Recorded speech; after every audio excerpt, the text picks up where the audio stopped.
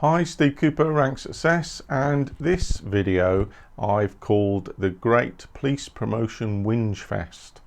And I say it with a smile on my face and tongue in cheek because it's been one of those weeks. In fact, it's something that's constant in terms of cops and whatever promotion process is in place at the time.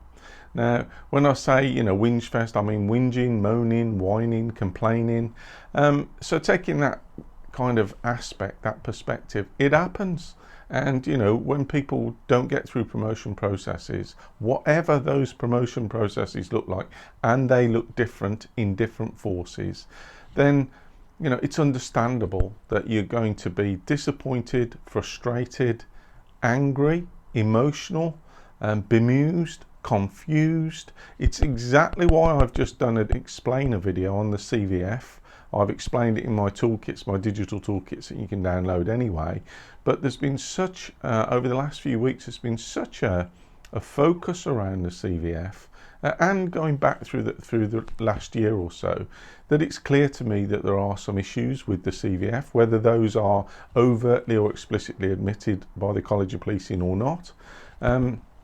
But I get to speak to and work with lots and lots of people going for promotion. And, this week particularly has been one of the best weeks that I've had for quite a while in terms of certainly chief inspectors getting through. And I'll come back to that theme later on in terms of the framework and the levels of the framework that are being assessed. And when I say the framework, the CVF. So what I'm going to do is just take a step back a bit, because I said I'd do it tongue in cheek. Once you've kind of hit the wall and picked yourself up, dusted yourself down, and you're ready to go for promotion again, because not everybody gets through first time. There's lots and lots of people that have to have a look at the process first in order to excel at it the next time. And that's not unnatural. Everybody likes to do that. Everybody likes to have a dry run at it. But I just wanted to come back to this kind of theme around the framework. So the current framework, the current show in town, if you like, is the competency and values framework by the College of Policing, and it is essentially 6 behaviours or competencies. It's 4 values, and it's specific to the federated ranks. Certainly level 2 is, and generally that's where people get assessed at level 2 of the framework. Level 1 is for practitioner, level 3 is for executive and senior officers and fast track. Now that's the way it should be, that's the way it says it is on the packet, that level 2 is for the federated ranks, level 1 is practitioner, but that's not always what happens. So some forces have used level 1 practitioner level to assess sergeants, and I didn't know how I kind of felt about that the first time, but having thought about it and reflected on it quite a lot, if you think about it, you're assessing potential. So you're accepting that people aren't quite there yet at level 2. So there's learning that's happening and developing even as people are going through the process in different forces, as the numbers are going through. And one of the other things that I wanted to just talk about was, you might get what I call snipers. So people who are not promoted, don't want to get promoted, not got no interest in getting promoted, but actually have an opinion on most things, but particularly on promotion as well. So sniping from the edges, and just like with real snipers, you can do a lot of damage, and you can do it from a position where you're not accountable. And what I see with a lot of people that are sniping from the edges is there are very, very few solutions or recommendations or suggestions coming through as to what needs to change, what could change. And on the other side of that, you've got the College of Policing and police forces listening, trying, and putting in place something. So whether the CVF is right or wrong, it's in place. It's the current show in town. Before that, you had the integrated competency framework, the policing professional framework, the metropolitan performance framework, the metropolitan leadership framework, and now you've got the CVF. And all of those other frameworks had their critics too. They were all shot at and sniped at. None of those frameworks were getting the right leaders in policing either. And so when I say, the only constant is change, it is, but there's another constant in there, and that is the fact that from my perspective, the other constant is that throughout all of those frameworks, throughout whatever process, whatever promotion selection process is in place, there is a cohort of people who give themselves the best chance. And they're not always the best operational cops. They're not always the best leaders that you see, because, they're on their leadership journey. They are going for promotion. And, in my free podcasts, in my free blogs, in my free YouTube videos like this, I just discuss these themes as food for thought, for you to have a look at as free resources. Lots and lots of people are finding their free resources now and using them as part of their promotion preparation, as part of effective promotion preparation. So, one of the constants is criticism. There always is, there always has been, and there always will be. It doesn't matter really. So if they change the promotion process tomorrow, to the holy grail, to the holy grail of promotion processes, whatever that is, whatever it looks like, and nobody knows what it looks like, there will be a show in town. And the show in town at the moment is the competency and values framework. Now, as I've said, people get frustrated, they're disappointed, they're angry, they're emotional, and that comes out in the sniping. It comes out in in the tweets on social media. And again, the constant all the time is that, but in the background, quietly, there are people who give themselves the very best run up for the process. So what do I mean by that? Well, they sit down, read through the CVF, the competency and values framework, and I've got ways where I sit down with people and just say, well, look, tell me what you know about the CVF. And for a lot of people, they simply don't know. They haven't read it. It isn't the most inspiring read, to be fair. If you download the College of Policing's guidance on it, you'll get a graphic about the behaviours, nice circular graphic with pastel coloured shades, and for you it may well make sense, for some people it doesn't. And then when you start talking about level 1, level 2, level 3, and being able to hit those levels with your evidence against the behaviour descriptors, it all starts getting a bit double Dutch. It all starts getting a bit, well, what's that got to do with operational policing? But right at the heart of it are a set of values that are aligned to what is required, what is expected from police leaders at every level. And if you read about it, you'll find out about that. As I say, I've literally just done an explainer video, 3 hours long, which focuses on every single behaviour and the values and the bespoke values that are used in the Met and in Police Scotland. And I've kind of gone through that video, commentating on it and looking at those descriptors and looking at those behaviours and making suggestions and giving you detailed examples, so that you can, from a position of not knowing much, which is what a lot of cops, because busy cops, but aspiring for promotion, it's where they are, it will enable you to take a quantum leap forward in terms of your understanding. And it's something you can pick up, put down, watch, stop, start whenever you want to.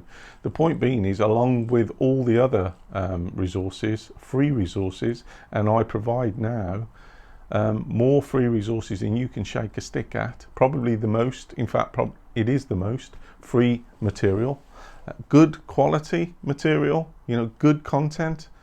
How do I know that? Because cops are getting promoted with it. And again and again and again, they give me their feedback. And if you have a look at my testimonials, on a bit of a roll at the moment with feedback from successful people who've got through promotion boards. And that's not a musical microphone. If you can hear that, that's the ice cream man going past outside. But in terms of the CVF explainer video, it's an option for you. It's something you can kind of hit the ground running with now. And if you are a bit kind of reluctant or a bit uncertain about going for promotion, start there, start with that. There's a 20% discount code or saver code you can use, which is RS Guides 20. That's populated all over my site and on my blogs.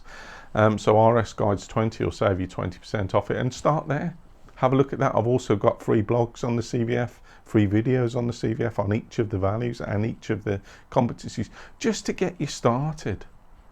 But what I do find sometimes is that there are people who have every intention of going for promotion, but they sabotage themselves. And what do I mean by that? I mean they have all the best aspiration, all the best intention, they're qualified, but they leave it to the last minute.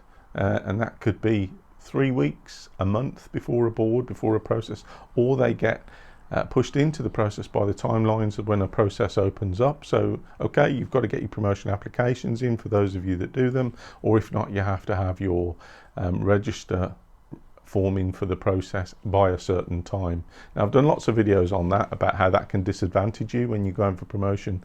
But what I do is try and help people get ship shape and Bristol fashion for whatever the process is. So whether that's for fast track, whether it's for an interview, whether it's for an interview and a presentation, or whether it's for an interview, a presentation, a briefing, a selection process, a situational judgment test, you will find guidance for free on all of those things on my site.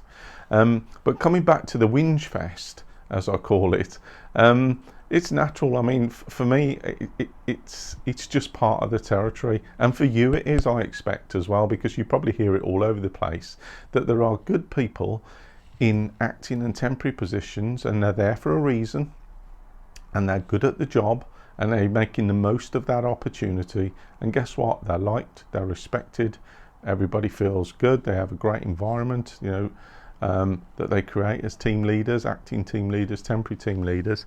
And that's great, that's promise, that's potential, but that doesn't give those individuals any more right whatsoever at all, in any way, shape or form, to kind of have an edge over anybody else. Because there are people who don't get the opportunity to go for acting or temporary, and yet they want to. They think they've got potential, but maybe on their section, on their team at that particular time, or because of the dynamics, maybe there's a queue of people that need to kind of line up for opportunities as they arise. Some people it never materializes. So what about that? What about that? Is that fair? Because now we're starting to talk about the issue of fairness, and I'm the first to say promotion isn't fair. Of course it's not fair. Those that prepare effectively, those that make the most of all the resources wherever they are, wherever you can find them, those that protect that time ahead of a process for themselves to find out more about things, the process, to develop insights into the process themselves, and to discover how they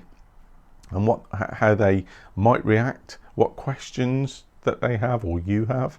So just to identify that uncertainty and to try and navigate a way through it. So in terms of competition, which is another word, you can be good, and that's okay. You can be better. There are people who are better each year in a process, and then there are the best. And whatever you think about it, and whatever, when you're talking with your colleagues, whoever got through the process, don't underestimate the fact they will have committed to a real focus around some preparation to raise their awareness around themselves and their potential, the kind of interview that they're going to face, the kind of questions, whether they're rear-facing, forward-facing, that they might need to think through and work through in their heads. And, what are the challenges facing policing? It's a simple question, and cops actually dealing with those challenges today on a day-to-day basis. When you step out of that into a kind of coaching context, or you're working through my guides, and I'm saying to you, what are the challenges facing policing at the moment? Well, if you haven't done any work, particularly at team leader level, and I'm talking more importantly, again, if you go out to strategic level, just spending some time to think through and to work through those issues are important.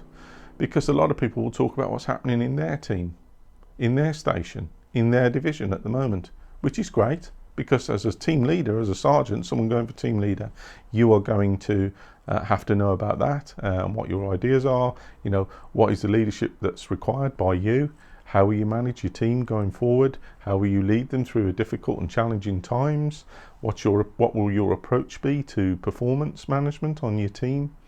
And then as an inspector, what are the issues facing the force at the moment, perhaps with appeal, assessment, a more strategic overview, what's important in the force, what's happening nationally, how's that affecting the force, more important, how will that translate to you in your leadership going forward at the level of inspector.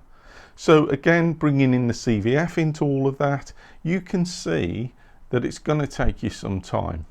And what I call people who try and wing it, and you get lots of them, and some people do, they get through and they fly through like Maverick on Top Gun. They just seem to fly through life, and you know, you do get them.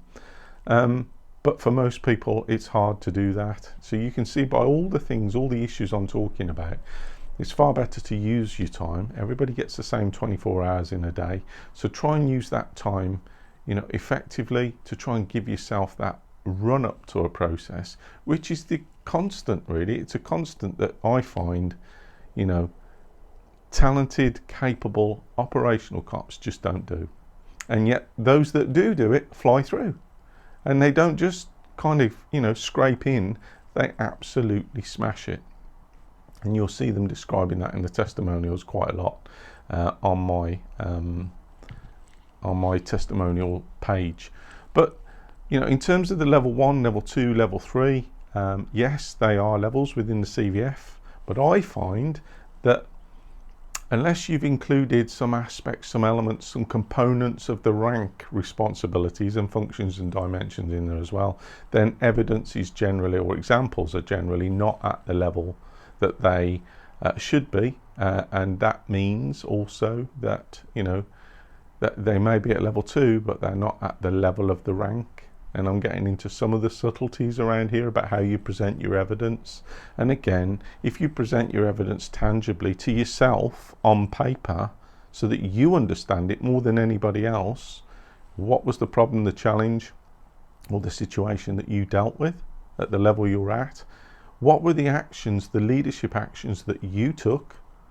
And what was the outcome or the result at the end? And any learning that comes from that for you personally or for the team or organisationally, you know, what came out of that? There's a whole load of things you can, what I call, polish those answers up with, or those responses. But it starts with a pencil, whether you have an application process in your force or not. If you're going for promotion, I would respectfully suggest that you consider getting a pencil and a piece of paper and just starting to lay out your thoughts. And I know everybody goes off and says, well, hang on, you know, you're looking for promotion evidence. You're looking for promotion evidence all the time.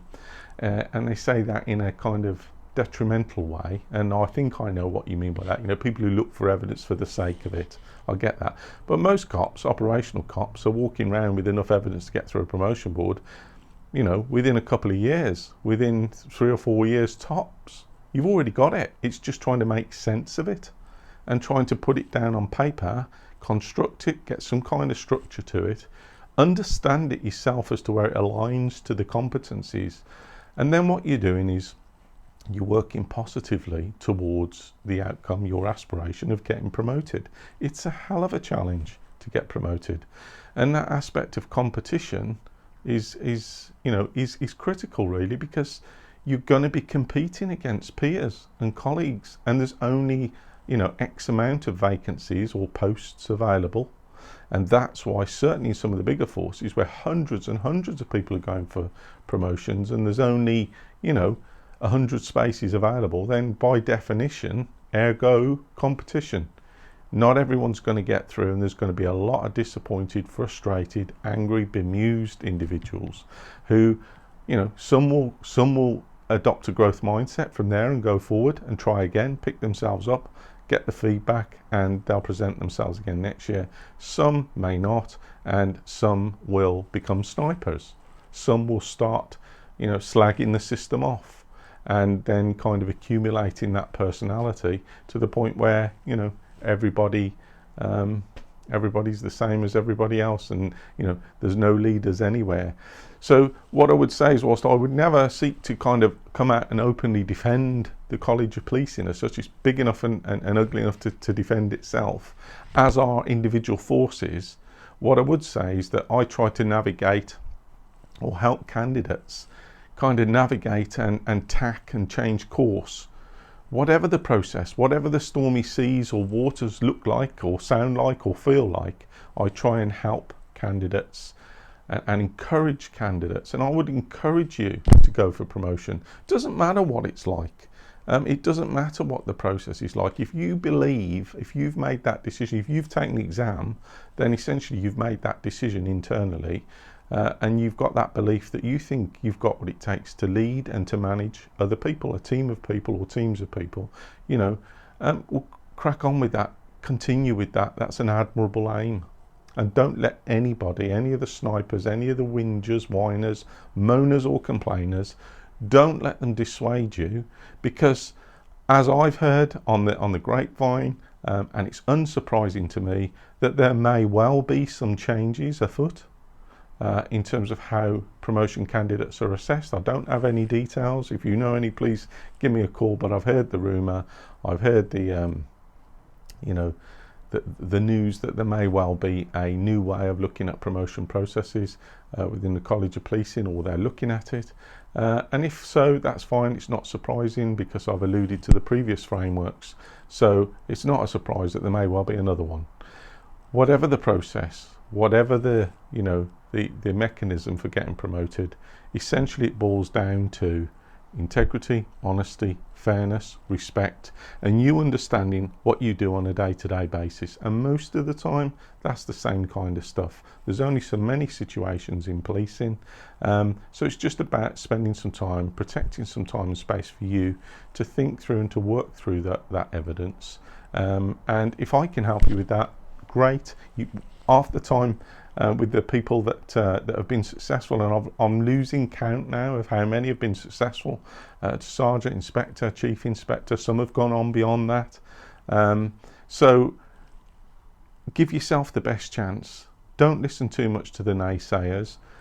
Keep your momentum going. Keep focused on your goal of promotion. And if I can help you with that, half the people that are on my testimonials page I probably haven't met.